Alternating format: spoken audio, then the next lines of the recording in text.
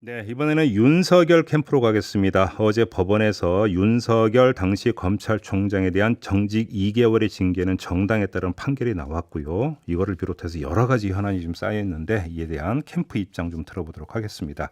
김병민 대변인 전화로 만나봅니다. 나와 계시죠?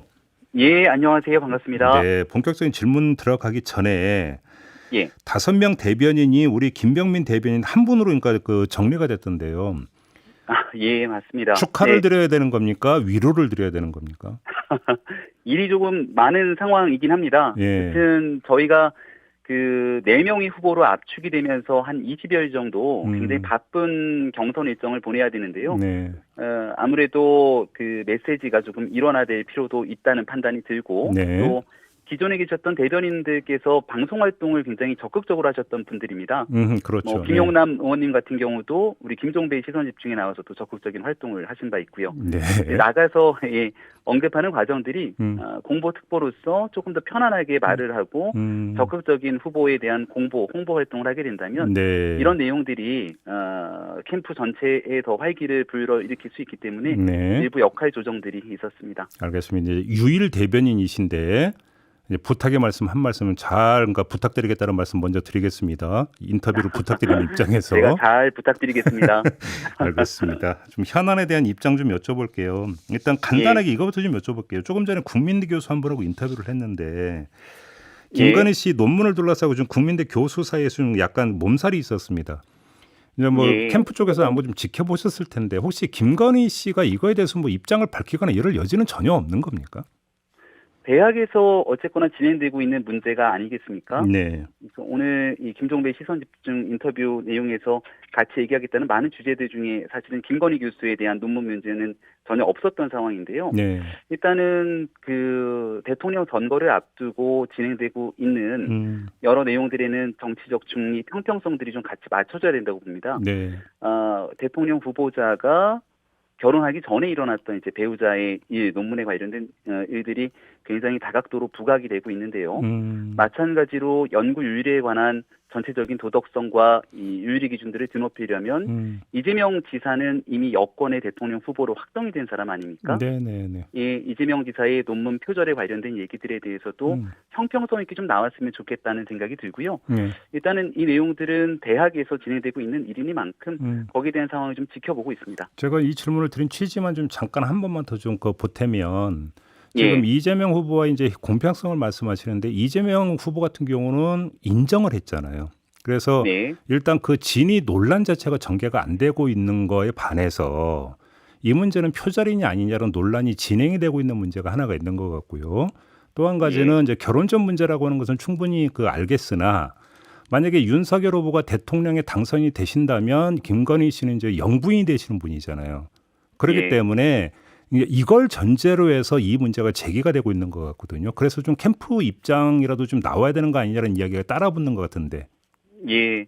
무슨 말씀이신지 제기되고 있는 내용들을 잘 알고 있고요. 네네. 다만 지금 얘기를 하시는 걸 보니까 이 시선 집중 제가 인터뷰하기 바로 직전에 아마 인터뷰를 했던 것 같은데 네네. 그 내용을 제가 정확히 전해 듣지 않는 상태에서 바로 이어서 음, 얘기하는 게 좀 적절치 않다는 말씀을 다시 한번 드린 거고요. 네네. 그래서 아마 인터뷰가 진행됐을 때 사전에 오늘 논의되는 주제들이 있을 것이고 음, 여기에 앞서서 김건희 대표에 관련된 음, 논문 음, 그리고 여기에 국민대의 인터뷰가 있기 때문에 네. 그 내용을 좀 미리 듣고 나서 인터뷰를 진행했으면 좋겠다 말씀을 주셨으면 저도 앞에 있는 인터뷰 내용들을 충분히 듣고 또 관련된 논의들을 이어갈 텐데 알겠습니다. 그런 내용이 없어서 아쉽다는 말씀을 어떤 취지의 담겠습니다. 말씀이신 걸 알겠는데 이제 네, 교수의 움직임에 대한 어떤 평가를 여쭤보고자 했던 게 아니라 그 논문을 예, 둘러싼 어떤 표절 논란에 대한 입장 표명 필요성에 대한 질문이었기 때문에 앞 예, 인터뷰와 직접 상관은 없어서 이제 질문을 드렸던 거고요. 그렇게 좀 이해를 해주시기 바라고. 예, 어제 법원이 그 정직 2개월 징계는 정당했다 이런 어떤 판결을 내렸는데 어떻게 받아들이십니까? 예, 좀 받아들이기가 어려운 판결이라고 생각을 합니다. 네.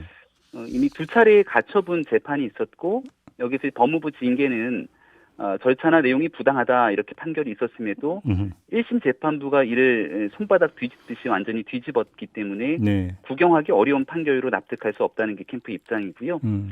지금 현재 이 화천대유 대장동 비리 사건과 함께 불거진 게 권순희 전 대법관의 재판 거래 의혹들이 일파만파 커지고 있지 않습니까? 이 사법부에 대한 국민 신뢰가 굉장히 좀 무너지고 있는 상황에서 나왔던 재판 결과이기 때문에 여기에 대해서 추가적인 내용들을 더 따져봐야겠습니다만 즉각 항소하고 관련된 진실들을 밝혀나갈 예정입니다. 알겠습니다. 그건 충분히 이해를 하겠고 그 캠프에서 나온 입장 두 가지에 대해서는 좀 약간 보강 질문이 필요한 것 같은데요. 예. 한 가지는 가처분 신청 때의 어떤 그 법원의 판단과 이번이 달라졌다라고 하면서 정책 뭔가 판결 아니냐 이런 입장이 좀 나왔던 것 같은데 이걸 정책 판결로 보시는 이유가 뭘까요?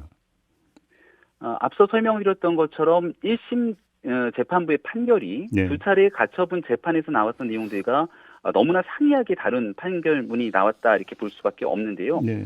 이 나왔던 내용들 중에서 첫 번째 법관 사찰에 관련된 문제는 거의 대다수가 공개된 자료를 토대로 언급됐던 내용들이기 때문에 네. 특별한 문제 제기가 되지 않았던 상황이고 법관회의에서조차 이 내용을 문제로 삼지 못했던 내용이기도 합니다.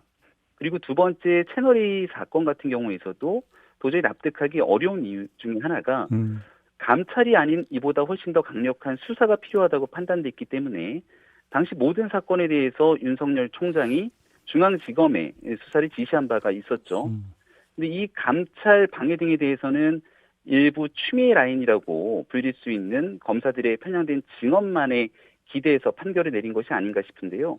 만약 이런 방식으로 판결이 진행된다 그러면 정치권의 검찰 장악에 날개를 달아주는 것 아니냐 이런 식의 우려가 커질 수밖에 없기 때문에 네. 관련된 사건의 진실들을 전체 규명하기에는 턱없이 부족한 판결이었다고 생각합니다. 가처분 판단과 이번 1심 판결이 달라진 건 맞는데요. 근데 그 예. 달라졌다는 이유만으로 정책 판결이라고 보기는 힘들지 않습니까? 왜냐하면 1심, 2심, 3심 가면서 뭐 이전 원심 판결이 뒤집어지는 경우는 허다하게 많지 않습니까?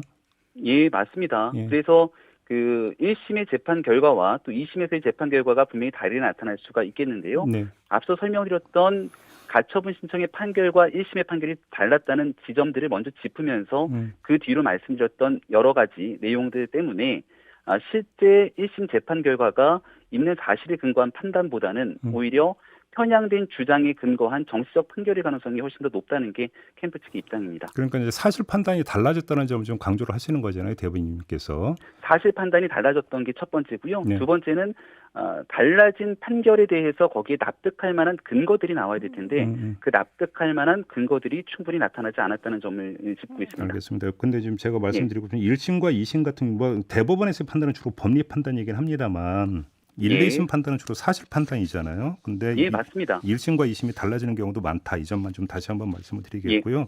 또 한 가지 캠프에서 나온 게 대장동 물타기 아니냐 이런 그 입장이 나왔죠.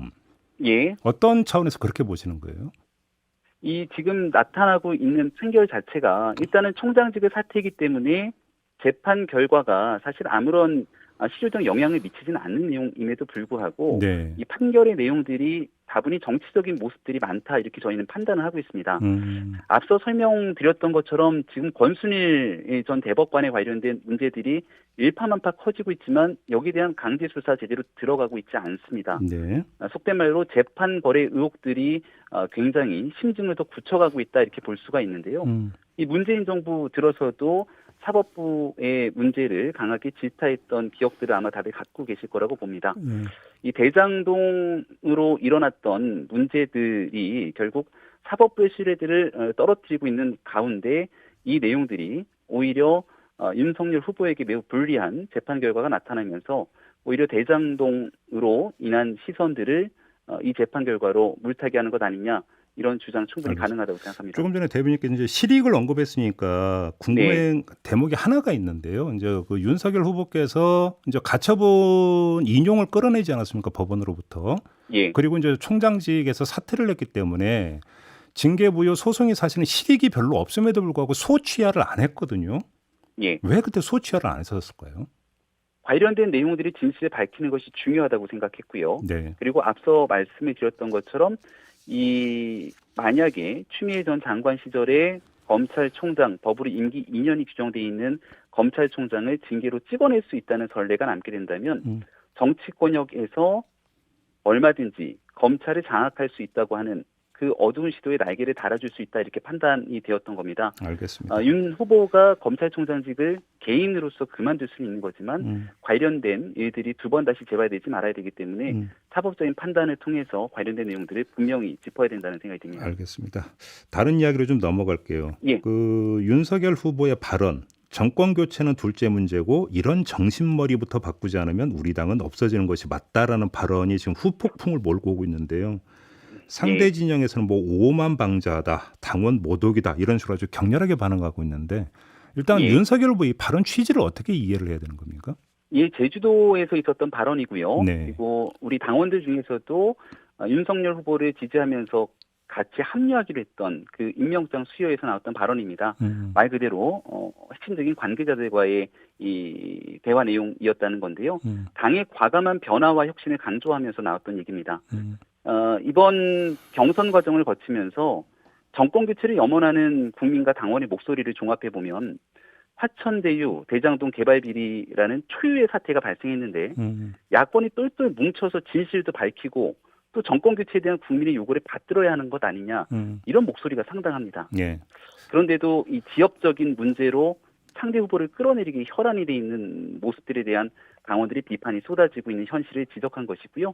모두가 이 정권 교체를 위해서 정신을 바로 똑바로 차려야 한다는 강한 의지의 표현이었다는 말씀을 다시 한번 드립니다. 취지는 충분히 뭐 알겠는데요. 일단 정신머리라고 하는 표현 자체는 약간 좀 비하성이 좀 있는 것 같고 당이 없어지는 것이 맞다는 좀 약간 격한 발언인 것 같은데 좀 발언이 과했다 이렇게는 좀 자체적으로 평가 안 하십니까? 이 당 해체 발언 같은 경우에는 당을 없애라라는 것이 아니라 지금 현재 이런 상황으로 전개가 됐을 경우 그리고 정권 교체에 만약에 실패하게 된다면 사실상 제1야당으로서 더 이상 존속하기 어려운 상황에 놓여지게 된다는 것은 많은 사람들의 이야기지 않겠습니까? 이 때와 장소에 따라서 발언의 수위들이 조금씩 조정될 수 있는데요. 여기는 거듭 말씀드리지만 핵심적인 당원들 중에서도 윤 후보를 적극적으로 지지하고 있는 관계자들과의 만남 속에서 더 정권 교체에 함께 힘을 합치자는 얘기였던 것이고요. 홍준표 후보가 아마 당원들과의 만남에서 굉장히 격한 표현을 써서 하태경 후보와의 갈등 마찰이 일었던 적이 기억이 나는데 흔히 말하는 이 막말이라든지 그런 측면까지 나아갔던 것이 아니라 여기에 대한 진정성 있는 우리의 경선 과정들을 가져가기 위해서 나름대로의 강조됐던 측면들을 언급했다고 다시 한번 말씀드립니다. 뭐 그럼 이제 사과나 정정사항은 아니다 이렇게 이제 이해를 하면 되는 겁니까? 간단히 정리하면? 거듭 다시 한번 말씀드립니다만은 마무리해 주셔야 됩니다. 윤석열 후보를 이 당에 들어오라고 언급하고 또 함께 국민의힘에서 대통령 선거를 치러야겠다고 언급을 수차례했지만 실제 당에 들어오고 나서 비판적인 언사들을 쏟아내고 있는 모습들이 많기 때문에 이런 내용들을 다시 한번 환기시키는 발언이었다고 생각을 합니다. 알겠습니다. 이렇게 마무리하죠. 고맙습니다. 고맙습니다. 김병민 윤석열 캠프 대변인과 함께했습니다.